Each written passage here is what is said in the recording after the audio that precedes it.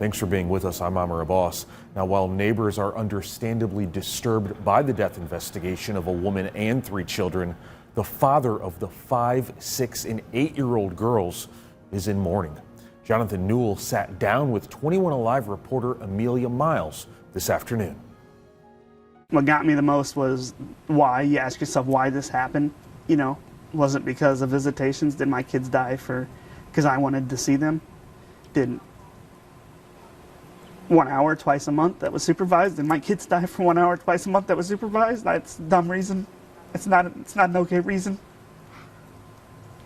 So I want to make their death, their sacrifice, I want it to mean more. I want to do what I can to take this interview and spread a light on mental health, and people can get it.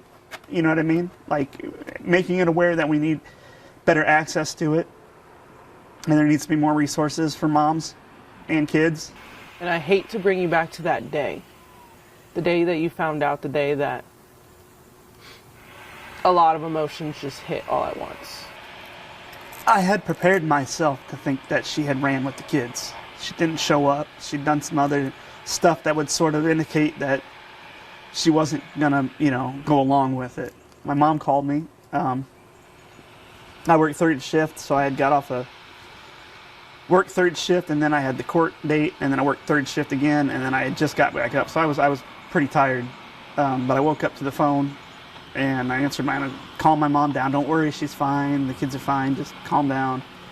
And then I started seeing stuff on Facebook, and the longer it took, and I called up the police department because I was going, this is taking way too long for it to just be a little bit of a situation, and they weren't answering anything. They can't answer over the phone like that.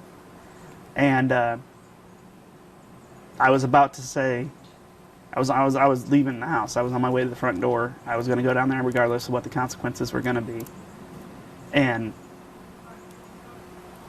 there was 2 detectives at the door, and they asked to speak with me. And I know there's so many emotions that you're going through right now. What stage do you feel like you're at right now? I hit them all. There's times where I'm like disassociated, where you're not there. This isn't real.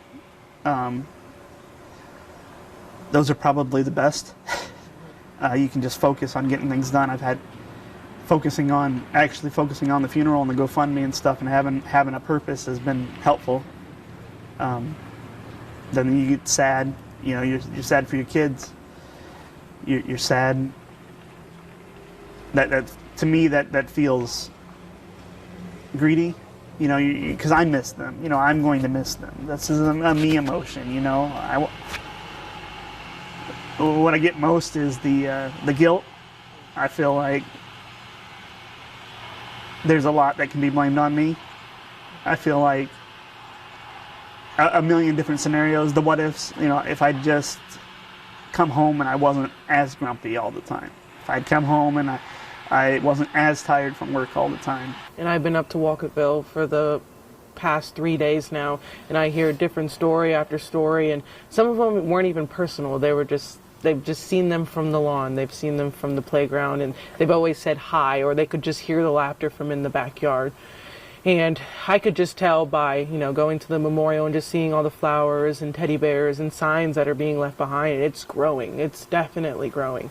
What's something that you really want to say to that community tonight that has always welcomed your girls with open arms and now being there during this tough time? Thank you guys very much. Thank you so much for pulling together and helping them. And if you feel like you're struggling at all, get help. You can call me, I'll answer. We'll talk it out. That was Amelia Miles reporting. Now, when we told you yesterday that a GoFundMe had been made to help cover funeral costs, just a few $100s had been raised, but at last check, now more than $35,000 has been donated. For more on this story, including a link to that GoFundMe, you can go to 21alivenews.com. Your news at 7 continues after this.